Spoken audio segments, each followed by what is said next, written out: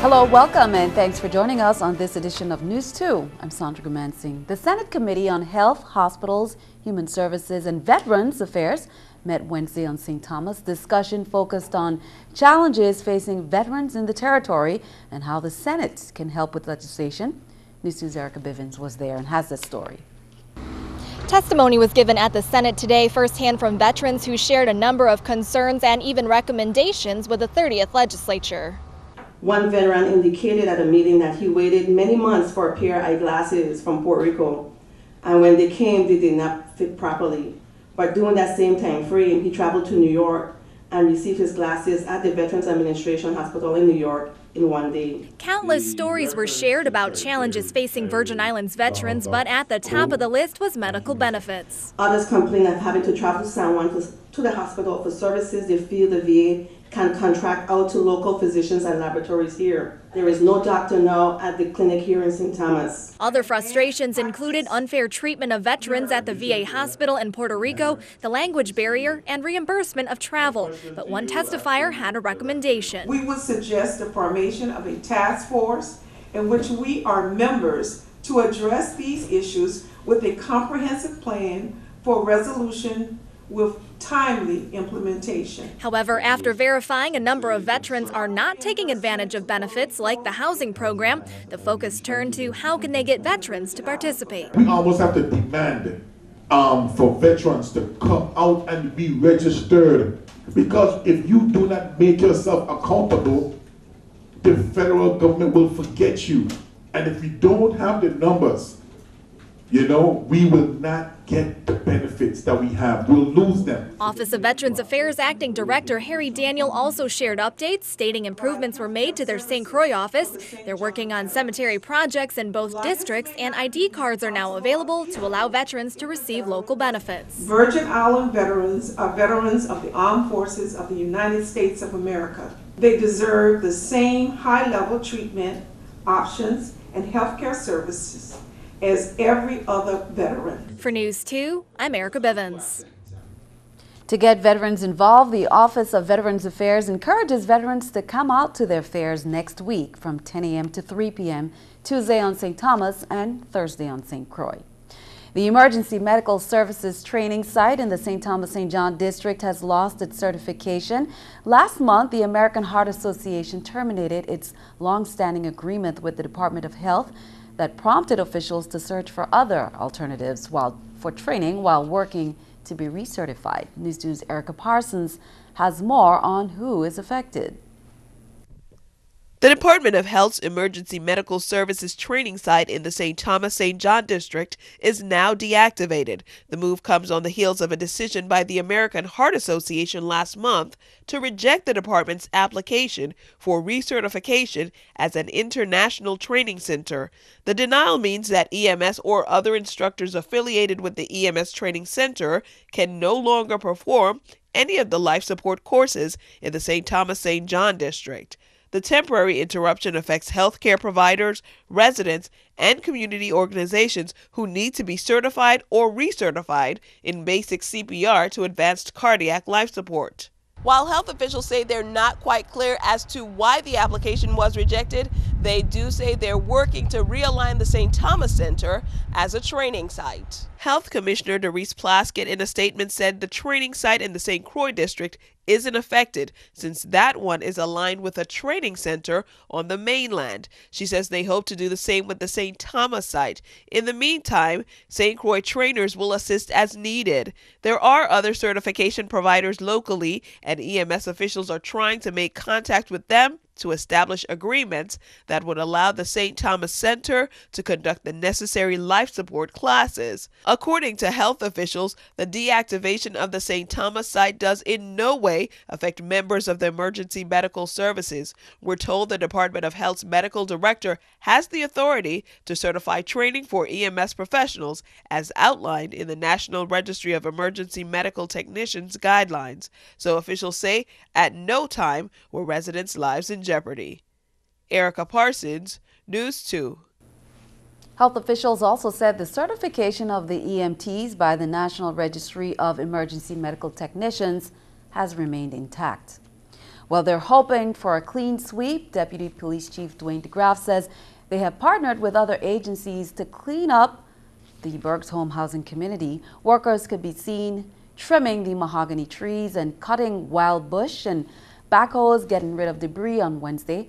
He says the hope is to clean up the area and clean up crime in the process. He says the mahogany trees are being trimmed, not cut, to allow for well-lit areas and to get street lights that have been down up and running.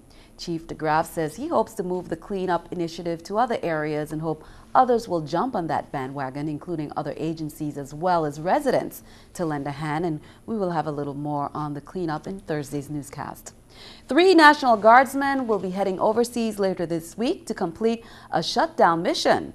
The National Guard's Family Programs Office held a farewell ceremony Tuesday for Specialist Adrian Ramsden, Staff Sergeant Peter Bandu, and Chief Warrant Officer Fabian Claxton. The 3 are members of the 2nd Detachment Delta Company 1st Battalion, 126th Aviation Unit that's being deployed to Egypt. The unit is scheduled to be mobilized in Fort Benning, Georgia, before going to Egypt to assist in flight operations.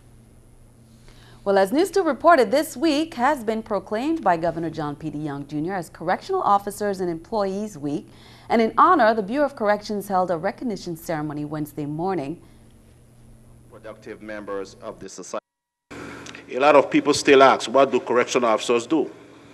We are many things. We are fathers, mothers, social workers, therapists, first responders, etc. You name it, we are doing it. When people speak of correction, it isn't always positive things that people usually say.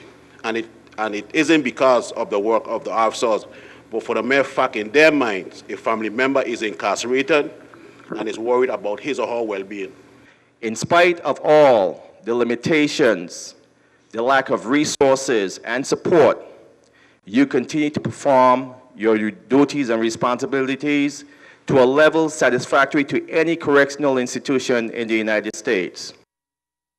And we will have more on the Correctional Officers Week on Thursday's newscast. Well, after advancing through 2 phases of a competition, the Ivana Udorican High School JROTC team will advance to the National Academic Bowl in Washington, D.C. this June. The academic team is composed of Cadet Captain Jamil Alamin, Cadet Lieutenant Heather Henderson, Cadet Corporals Mary Wendia and Deja Foster. They'll represent the larger Udorican academic team in the final championship round of the 2013 Army JROTC Academic Bowl at George Mason University June 21st through the 25th.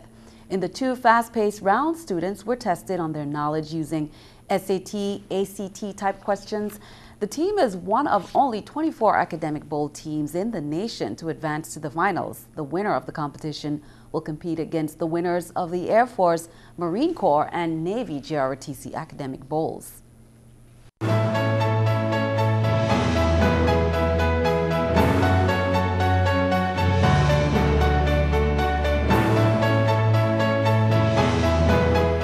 A very special celebration ceremony was held at the Schneider Regional Medical Center on St. Thomas Wednesday as we continue to recognize those who take care of us in times of emergency.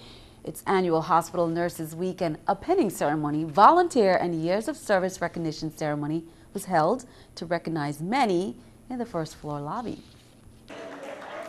A huge celebration is taking place at the Schneider Regional Medical Center, and it's all about commitment, dedication, and years of service.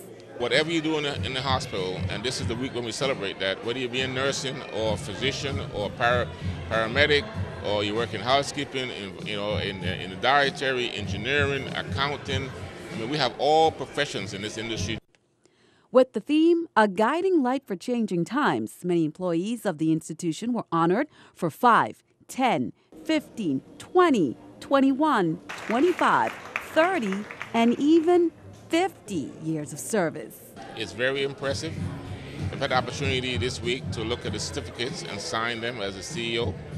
And I came across and I said, wait a minute, there's an awful lot of dedicated staff that we have here who are really loyal to this organization, and I can't even imagine the legacy that they are leaving here, you know, and have done for this organization for that many years. You're being honored for how many years? 50 years. 50?